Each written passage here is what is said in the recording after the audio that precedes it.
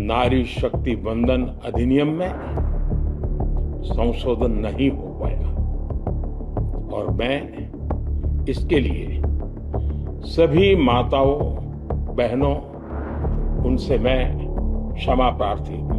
शनिवार की रात जब हम सब अपने अपने घरों में आराम कर रहे थे तब अचानक प्रधानमंत्री मोदी लाइव आए।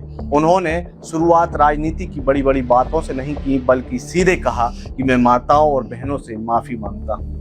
राजनीति में अक्सर लोग अपनी अपनी गलतियां छुपाते हैं, लेकिन एक प्रधानमंत्री का कैमरे के सामने आकर ये कहना कि मुझसे कमी रह गई है, ये कोई मामूली बात नहीं। आज के वीडियो में हम इसी विषय पर बात करेंगे कि आखिरकार उस रात पीएम के एक एक शब्द का असली मतलब क्या था और क्यों वो महिलाओं के लिए इतने भावुक नजर आए।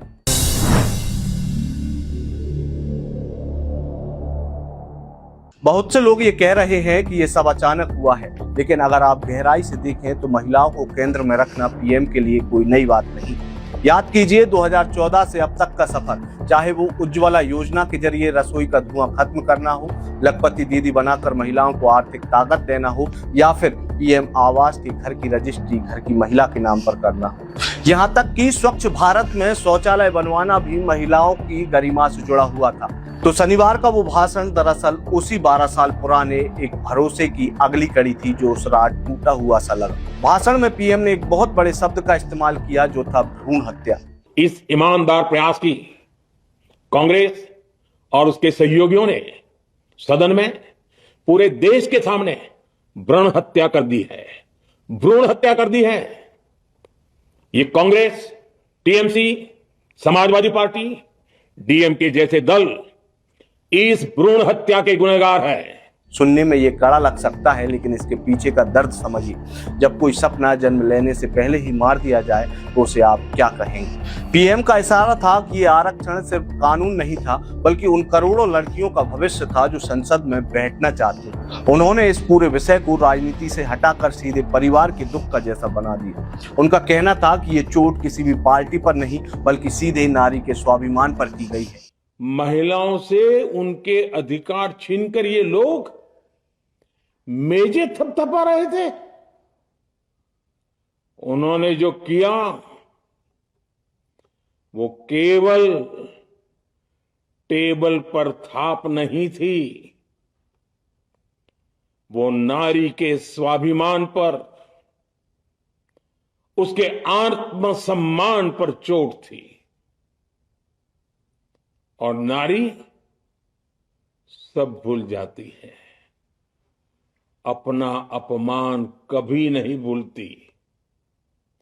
इसलिए संसद में कांग्रेस और उसके सहयोगियों के उन सबके व्यवहार की कसक हर नारी के मन में हमेशा रहेगी। पीएम के इस भाषण की एक बात और जिस पर बहुत शोर मचा, परिसीमन यानी सीटों का बढ़ना। विपक्ष को डर है, लेकिन मोदी जी ने इसे बहुत सादगी से समझाया। उन्होंने कहा कि जब परिवार बड़ा होता है तो घर में जगह तो बढ़ानी ही पड़ती है, वैसे ही जब आबादी बढ़ी तो संसद में सीटें भी बढ़ेंगी। उन्होंने भरोसा दिलाया था कि इससे कभी किसी का हक नहीं छिनेगा, बल्कि सबको और ज्यादा मौके मिलेंगे।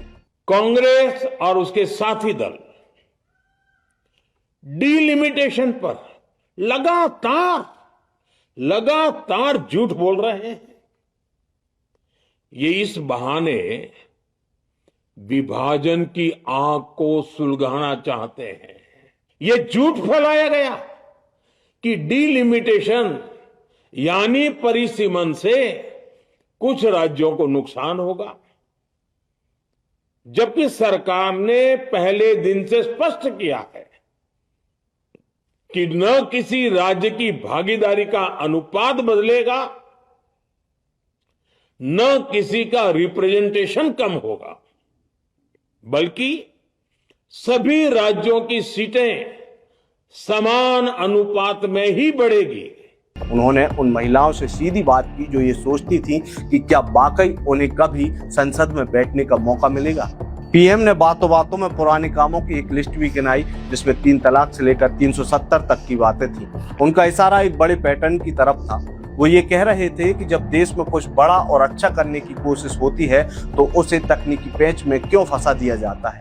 कांग्रेस ने डिजिटल पेमेंट्स का विरोध किया। कांग्रेस ने जीएसटी का विरोध किया। कांग्रेस ने सामान्य वर्ग के गरीबों को आरक्षण का विरोध किया।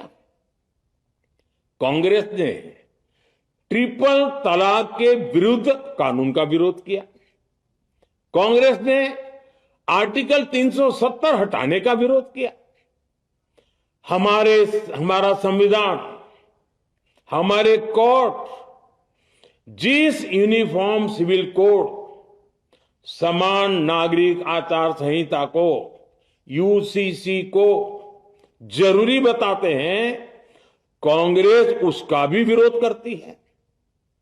रिफॉर्म का नाम सुनते ही कांग्रेस विरोध की तख्ती लेकर दौड़ पड़ती है। ऐसा कोई भी काम जिससे देश मजबूत होता है, कांग्रेस उसमें बाधाएं खड़ी करने के लिए पूरी शक्ति लगा देती है। एक आम आदमी के लिए यह सोचना जरूरी है कि क्या वाकई राजनीति सिर्फ एक दूसरे को रोकने का नाम है या फिर मिलकर देश की आधी आबादी को हक देने का। तो आखिर में बात वहीं आती है, शनिवार रात का वो संबोधन सिर्फ एक भाषण नहीं था, वो एक भाई और एक बेटे की अपने परिवार से सीधी बात थी। भले ही संसद में आज उनके पास वो जादुई नंबर नहीं था जिससे बिल पास हो जाता, लेकिन उन्होंने साफ कर दिया कि उनका इरादा अभी भी चट्टान की तरह मजबूत है। अब ये फैसला आपके हाथ में है कि आप इसे महज एक सियासी दाव मानते हैं या एक ऐसी कोशिश जो वाकई में भारत की महिलाओं की तकदीर बदलना चाहती है।